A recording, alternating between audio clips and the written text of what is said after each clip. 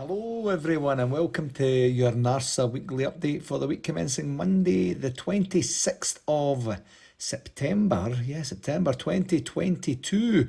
It's Gary here again, and I'm just back today, this afternoon, from a whirlwind trip down to the wedding I was talking about last week in Chicago in Wisconsin. And while it wasn't quite as wild as things can get in, for example, like say Las Vegas, it was a bunch of Scottish, American and Canadian folks getting together for a hearty drink and a party.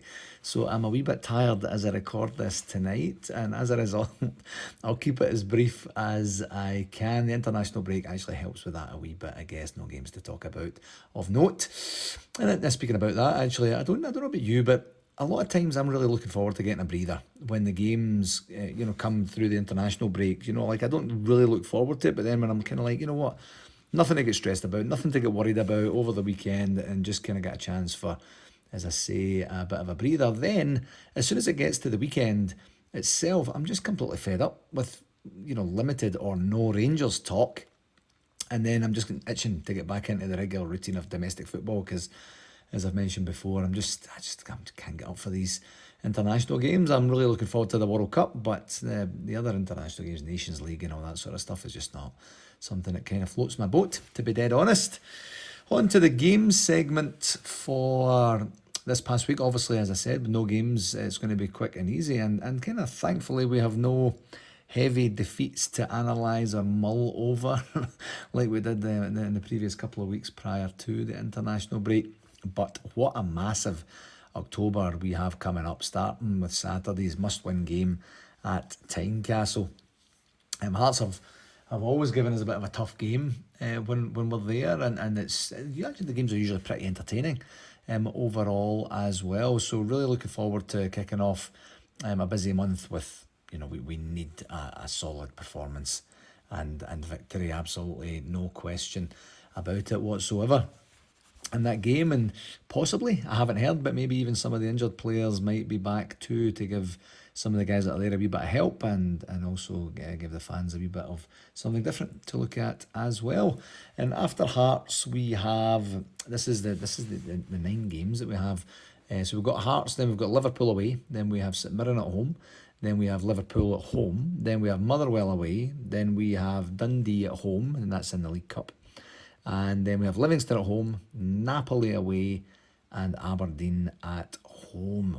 A huge month in 3 different competitions, which is going to be absolutely material to our ability to stay in touch at the top of the Premiership table, or maybe even overtake, you never know, and see if we have any chance of progressing in Europe any further than the 6 Champions League games that we have, and whether we have a shot at League Cup glory again this season as well. So massive month. Cannot wait for that one to get going.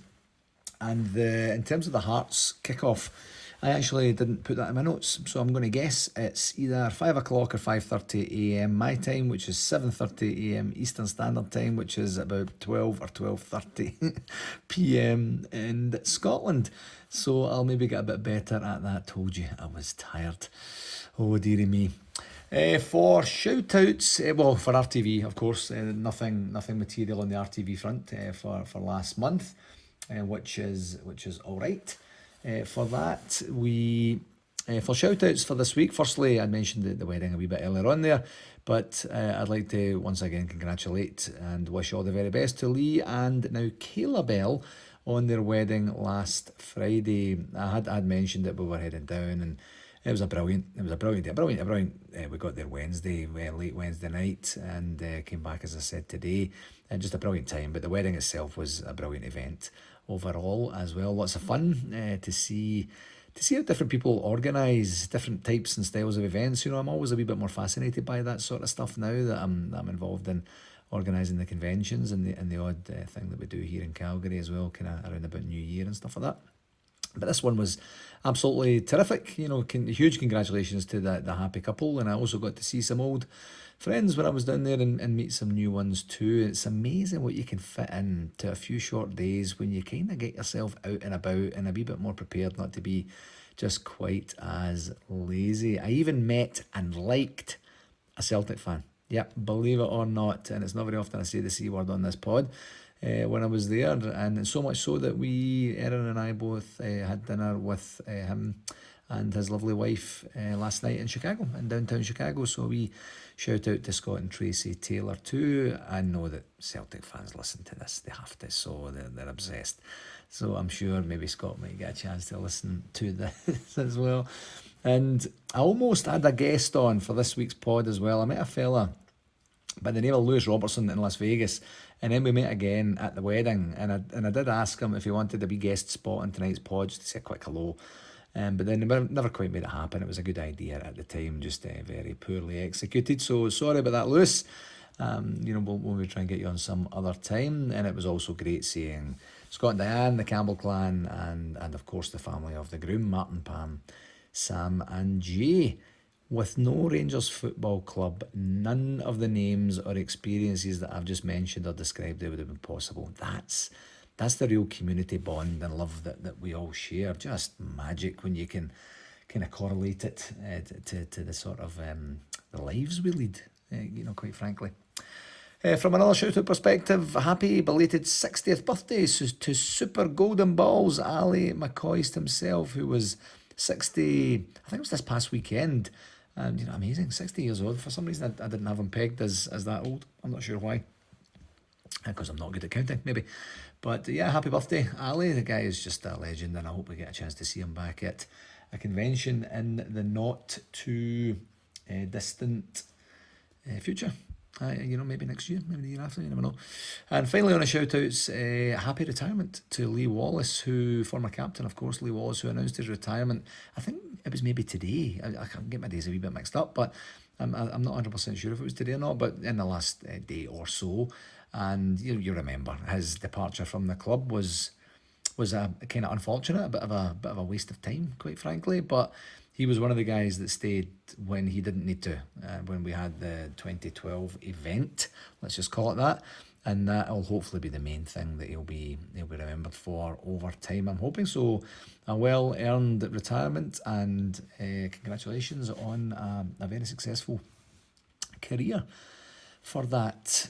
For a convention update, I can officially confirm that it is 262 days and 37 weeks until Toronto Midtown host the 2023 convention. A couple of weeks' time, it's going to be under 250, and then we're going to get creeping towards the 100s. I tell you. Other than that, we have held, there's not too much more to talk about, actually, just in the timing. We've held more conversations about the travel packages with Rosie and her team, and we need to have, hopefully, one final conversation with the hotel before getting going on actually releasing the travel packages, of course, and then seeing how we get on with that. I know I did say that we were planning to do that in September. We're running out of time, of course, with the end of September being on Friday, so it may just creep in to October, but we just can't put them out there if they're not right.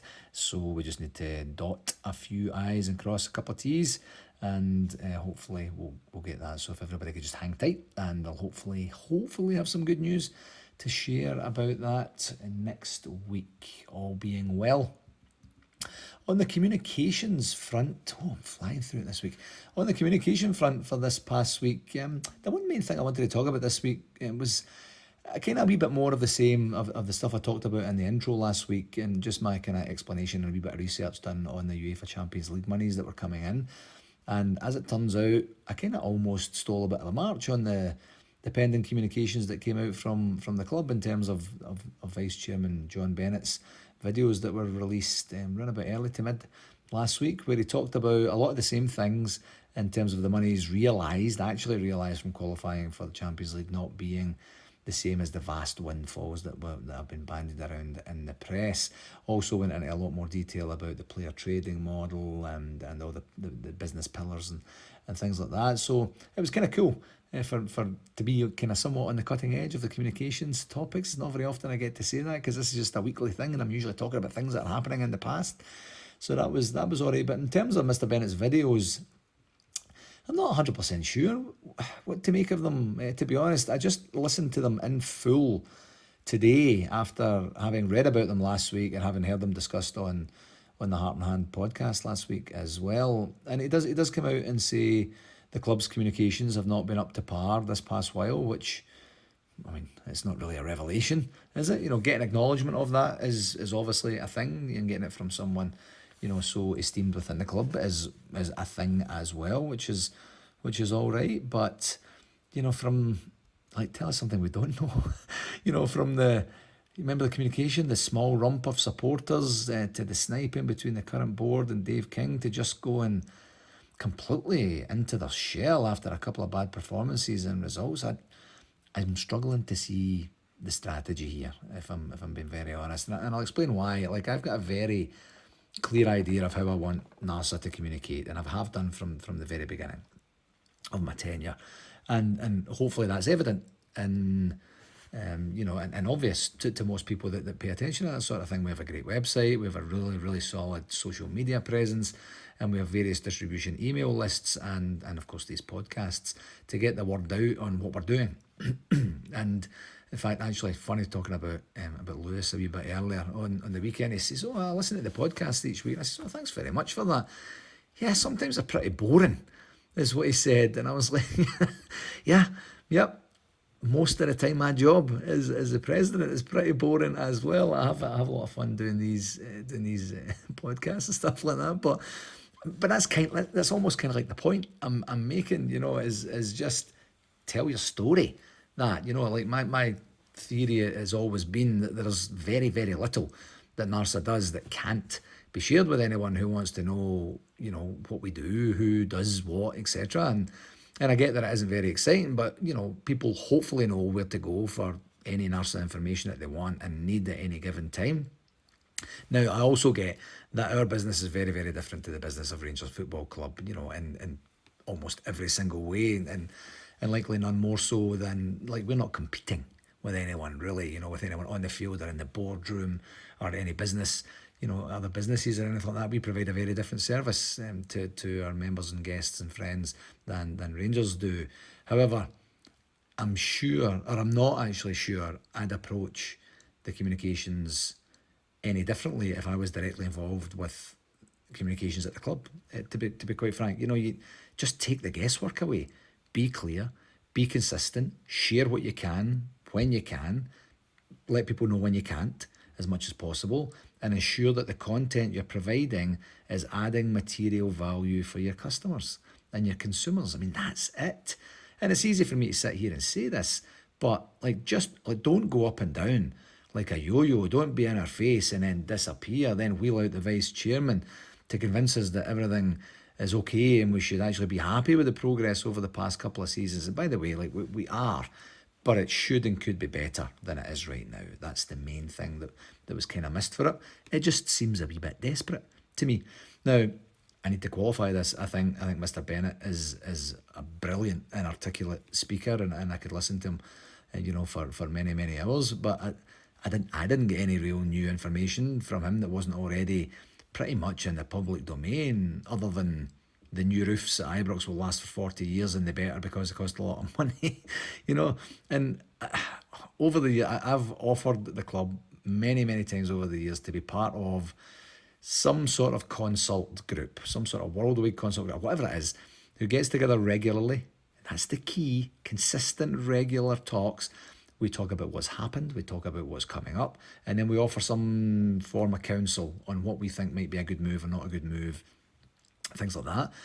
And the club just aren't interested in investing in that sort of input, not from me anyway. And that would be more than okay by me if the club were truly raising the bar on our communications and general fan engagement. But we're kind of not making the type of progress in that area that I'd like to see us making, and that's kind of maddening for me, as I, and likely other folks out there who are probably much better at this than me, they could help with minimal effort. WhatsApp group, here's what's coming up, here's what we're going to communicate, yes, no, maybe, any food for that sort of thing. Anyway, we have a meeting coming up with the club here shortly. I actually think it's next week. It's been put off a couple of times now, and I'll pitch a version of that again and see if we can make some progress there, and they'll maybe take the help that we're trying to offer up here. We're not trying to get any content or anything secretive or any of that sort of stuff, genuinely just trying to help, and sometimes people don't want your help, and that's a wee bit too bad. Secondly, from a communication perspective this week, the Rangers Football Club's partners, Orange County Soccer Club down in California, have announced a friendly against Rangers' official partner Hamburg on Tuesday the 15th of November, which you'll know is coming right up on the World Cup break, and it also coincides with their German Beer Fest celebrations that they're having down there, so I'm sure that's going to make for a great time for everyone involved in that. The tickets are already on sale for this one, so if you're in or around the Orange County area that week, I'd recommend you go check it out and enjoy some beer at the same time. The tickets range actually really reasonable for tickets, from just under $10. I've seen some for like $9.50 to just under $100 US. So not super expensive. So that's pretty reasonable overall, I would say. So I'll put a link to the Orange County website tonight in the blurb, and if you fancy checking it out, it's something a wee bit cool. But Orange County really going hard and consistent on the relationships with Rangers, and extending that obviously to partners of Rangers as well, which is magic, I think. On the memorabilia associated with the Rangers 72 film, once again, time ran out on me last week to get that out, just with the travel on Wednesday. I just didn't quite manage to get to that, my bad. But definitely get that done at some point, probably tomorrow or Wednesday, something like that. And as I've mentioned before, we do have a special code, so we'll get something out there and go take a peek at the stuff. And if you're into that, order it with a special code, you'll get a discount, and then we can make sure that we know that we're adding value for the Rangers community and for Rangers partners as well. And the same for the captain's dinners. Tickets offered up from our friends at 5 Stars as well. We'll package both. We'll stagger them out a wee bit, I think, just so that the messages aren't lost a wee bit. But we'll just we'll get into that and get those out a little bit later this week. So yeah, I think that's it for this week, my friends. Nice and short and sweet, as I said. As always, I can't thank you enough for taking the time to listen, and please do share it with whomever you think might enjoy it. And until next week, here's to our team coming back from the break absolutely flying. I know that I wished for that last week, and just really going for the jugular on this absolutely critical October that we've got coming up here. So until this time next week, please do take care. All the very best, folks. Cheerio.